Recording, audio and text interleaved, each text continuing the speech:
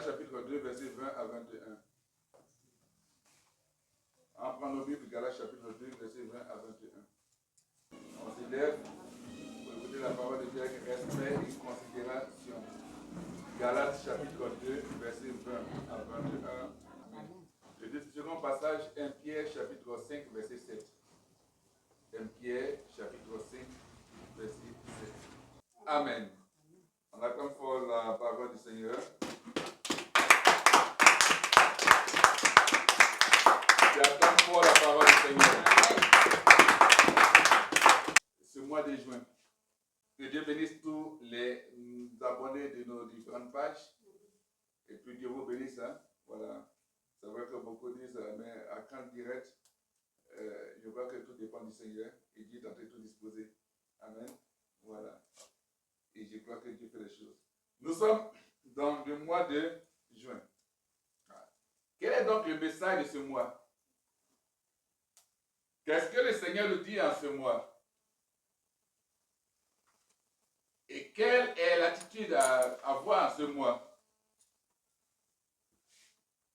Et le Seigneur, bien sûr, depuis le vendredi 30, je crois, depuis le vendredi 30, bien sûr, le Seigneur était en train de me parler. Voici certaines choses qui vont se passer à partir de cette période-là. Et dès que le Seigneur a montré, dès que il y a eu, il a eu bien sûr l'accomplissement de ce que le Seigneur, des événements que le Seigneur a montré. Attention, ça va vite. Voilà. C'est pour ça que je dis priez beaucoup pour vos enfants. Pour vos enfants, mais pour vous-même. Prions pour nous-mêmes. Voilà. Prions pour nous-mêmes. Et nous allons, pendant ce culte, parce que le Seigneur m'a donné aussi instruction de pouvoir prier au moins pour les pays au moment où je fais les cultes. Donc, on va cesser à l'exercice. Dieu sait c'est pourquoi. On va prier pour 10 pays. On va, selon les pays que j'ai bien sûr devant moi. Et puis, si on a oublié le pays, on aura certainement, on va avoir la carte du monde devant nous aussi. Voilà, pour que nous puissions prier pour les pays. Et Dieu ne dit pas les choses en vain. Il te donne l'ordre de pouvoir prier pour les pays. C'est par rapport à ce qu'il peut faire avec toi, avec ce ministère. D'ailleurs, nous sommes en mission pour Jésus-Christ. Et je crois que quand Jésus-Christ était en mission, il ne s'est pas blessé arrêté à Bethléem seulement ni Nazareth. Voilà, il a parcouru bien sûr tous les pays en son temps. Alléluia. Amen. Et puis avec nous, il parcourt toute la terre. Gloire à Jésus. Amen. Ok. Le thème, c'est la transition. La transition. C'est pas transition politique, c'est transition. C'est le thème que le Seigneur m'a donné. Il dit, à partir du mois de juin, il y a une transition qui est en train de se faire. Donc, la transition. La transition. C'est quoi la transition? La transition, selon la définition, est une action.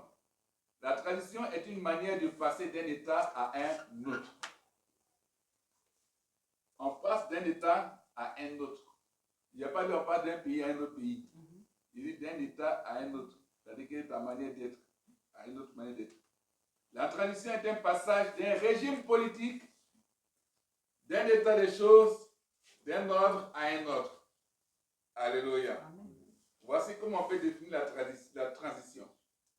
En ce mois de juin, on est dans une phase transitionnelle, pour parler comme ça. Ça fait que il dit qu'on a été crucifié avec lui. Alléluia. Et donc, si tu vis, ce n'est plus toi qui vis, mais c'est Christ qui vit en toi. Alors, comment est-ce que le monde peut savoir que c'est Christ qui vit en toi? Par ta manière d'être, par ta manière de fonctionner, par ta manière même de faire confiance en Jésus-Christ. C'est pour ça que je dis que c'est bien dommage que beaucoup de personnes ne comprennent pas qu'on ne s'ennuie jamais. Et bien sûr, quand on fait confiance au Seigneur Jésus-Christ. Quand tu fais confiance au Seigneur Jésus-Christ, tu ne t'ennuies pas. Ça, c'est une phase de transition. Avant, tu ne connaissais pas Christ. Et donc ta manière de vivre, ta manière de faire, ta manière de penser, ta manière de pouvoir, je dirais, te comporter était conforme bien sûr à l'état premier, vous parlez comme ça, ou à l'état primitif, bien sûr, que tu as connu. Maintenant que tu es dans une phase où il y a le Saint-Esprit qui est en toi, où il y a bien sûr, je dirais, le baptême, parce que quand tu te baptises, il dit que tu es dans une nouvelle phase, tu es une nouvelle personne qui est née de nouveau. Ou bien quand tu acceptes la parole de Dieu, tu es né de nouveau. Donc quand tu es né de nouveau, il y a une phase de transition. Or, quand on parle de transition, on parle bien sûr de moments de sous-pèsement ou bien sûr un moment où on pèse ta carrure, ta manière d'être. Dans la transition, c'est bien sûr l'état de mettre de l'ordre. Et en partie de ce mois, c'est la transition. Donc, si tu vis, il faut savoir que ce n'est plus toi qui vis. Celui qui sait qu'il sait que ce n'est plus lui qui vit, fait confiance à Jésus-Christ. Fais confiance au Saint-Esprit. Pourquoi? Parce que tu sais que c'est Christ qui vit en toi. Si tu vis, c'est Christ qui vit en toi. Donc imagine-toi, si tu sais que Christ vit en toi, qu'il y a une situation donnée, comment est-ce que Christ pourrait traiter cette situation?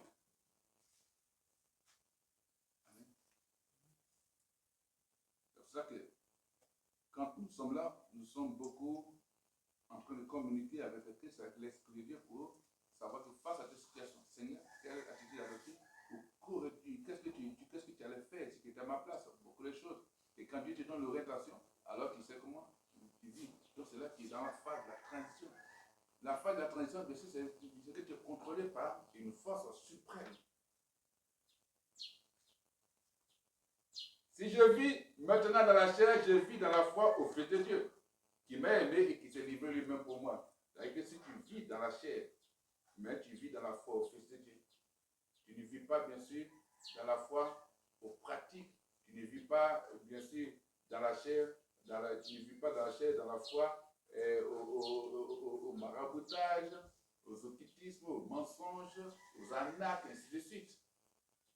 Non. C'est parce que tu as mis ta foi en Jésus-Christ. Pourquoi? Parce qu'il t'a aimé. C'est parce qu'il nous a aimé qu'il s'est livré pour lui-même.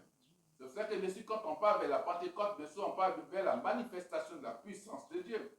Ce n'est pas pour dire qu'à chaque Pentecôte, le Saint-Esprit doit descendre, parce que moi, je crois que quand le Saint-Esprit est entré une fois dans ta vie, il est dans ta vie. À toi maintenant de savoir l'entretenir. Tu ne vas plus dire Saint-Esprit viens, Saint-Esprit viens. Non, tu l'entretiens. Si tu l'attrises, il sera attristé. Mais si tu dis Saint-Esprit, voici, prends, tu as libre cours de ma vie, alors tu le verras à l'œuvre en train de te donner les conseils, les passages, les messages, et puis te donner la vie de Christ. Mais tu ne dis pas au Saint-Esprit, donne-moi la vie que moi je veux. Non.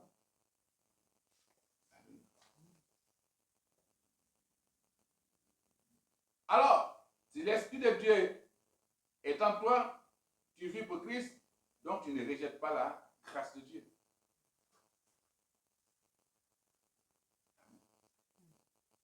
La grâce est la faveur imméritée, la faveur que tu ne peux pas avoir. C'est pour ça que tous les croyants ont été crucifiés avec Christ sur la croix. Tu vas dire, ah, il n'était pas là-bas. Parce qu'aujourd'hui, quand on donne un message, d'autres vont dire, bon, ils vont chercher un humoriste qui va dire, quand on dit tous les croyants ont été crucifiés avec Christ sur la croix, un humoriste va dire, ah, moi, il n'était pas là-bas. Puis eux, ils vont dire, ah oui, il n'était pas là-bas. Et puis ça va dire, non, il faut aller au-delà de ce qui est l'humour. Tous les croyants ont été crucifiés avec Christ sur la croix. Alors tu crois. Il dit qu'à quiconque croit à la vie éternelle. Quiconque demande à Dieu de l'aider, alors bien sûr, c'est que le Seigneur vient. Donc, c'est que tu crois. Tous les croyants ont été crucifiés avec Christ sur la croix. Amen. Avant même que tu ne naisses, tu étais déjà crucifié avec Christ sur la croix. Parce que là, c'est Et tous les croyants sont morts à la loi comme moyen de salut. Et aujourd'hui, les croyants vivent pour Dieu en Christ. Avant, pour être sauvé, il fallait bien sûr se conformer à la loi. La loi dit ne fais pas ceci, ne tue pas, ne mens pas. La loi dit si tu as fait cela, alors il faut aller faire des holocaustes, des sacrifices. Il faut aller égorger des bœufs, des animaux pour avoir le pardon. Mais avec la grâce de Dieu, avec l'Esprit de Dieu est venu en toi, alors tu n'as plus besoin de faire des sacrifices d'animaux. Non. Donc, tu as la justice de Dieu. Parce que si tu dis que tu as la justice de Dieu, que tu continues d'aller sacrifier des animaux, aller bien sûr te prosterner devant des idoles pour les adorer, c'est que tu veux dire que Christ est mort en vain. En tout cas, pour moi, Christ n'est pas mort en vain. Pour le ministère, Christ n'est pas mort en vain. Pour ma famille, Christ n'est pas mort en vain.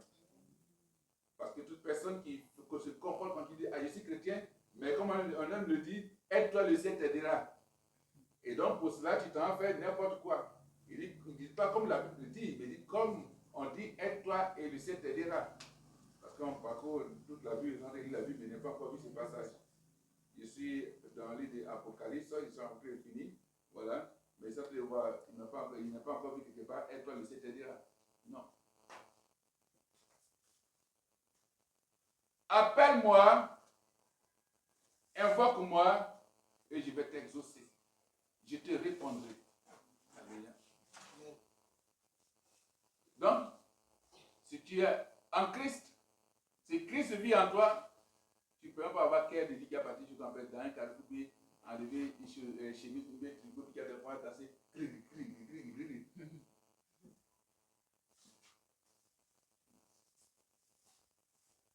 Christ vit en toi, quel est ton mode de vie?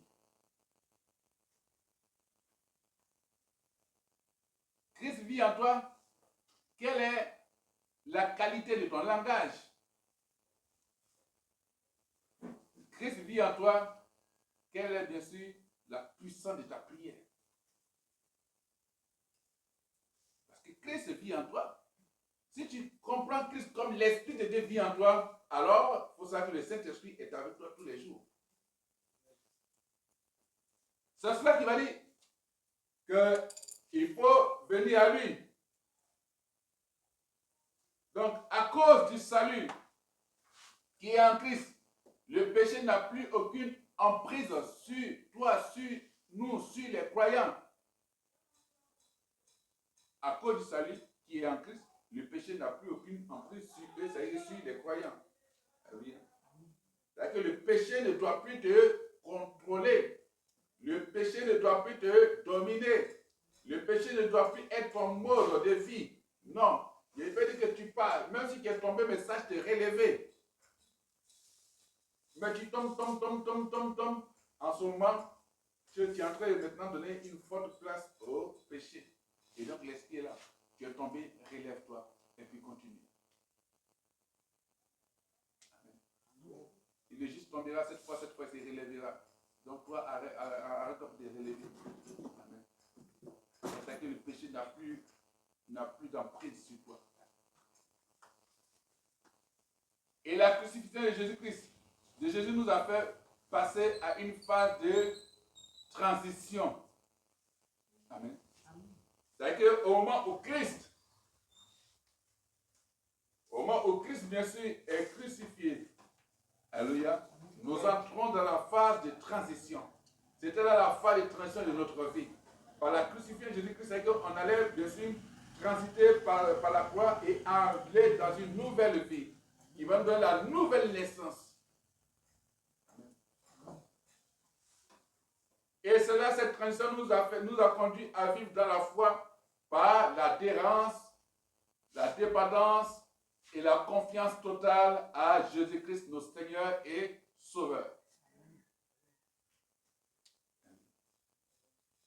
Donc, si tu sais que la crucifixion de Jésus-Christ te fait passer ou t'a fait passer une phase de transition, alors il faut savoir que cela te conduit à vivre dans la foi. Donc, tu adhères à Jésus-Christ.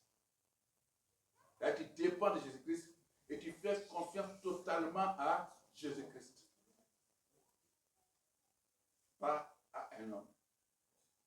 Mais alors, là encore, je vais ouvrir une brèche parce que souvent, on entend certaines personnes dire que il n'est pas Dieu. Celui qui est établi sur eux, celui que le Seigneur a choisi comme les leaders, le serviteur, son serviteur sur eux. Donc, il n'est pas Dieu. Donc, si il a parlé, c'est zéro. Non, tout n'est pas zéro. Il y a d'autres à qui tu peux dire que non, il n'est pas Dieu. Mais il y a d'autres à qui tu peux dire que Dieu est en lui. Parce que s'il n'est pas Dieu, si tu sais que l'esprit de vie en lui, il faut savoir que la parole prononcée, bien sûr, va avoir des effets. Parce que s'il prie pour toi, que Dieu répond à tes prières, il faut que ça t'amène à réfléchir. Amen.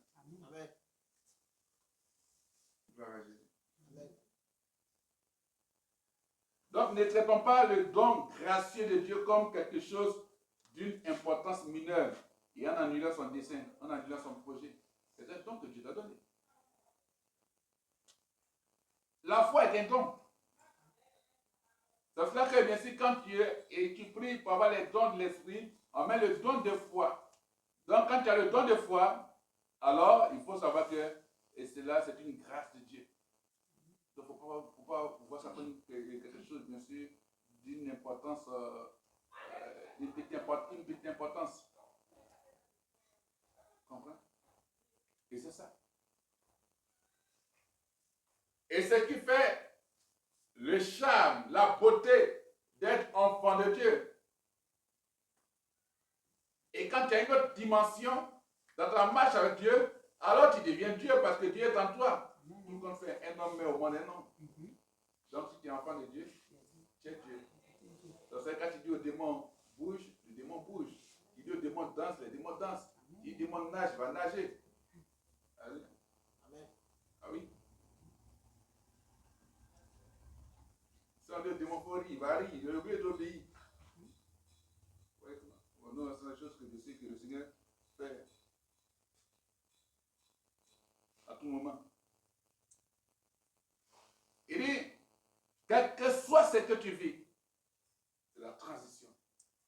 C'est-à-dire que dans la phase de transition, va te décharger sur lui de tous tes soucis, car il prend soin de toi.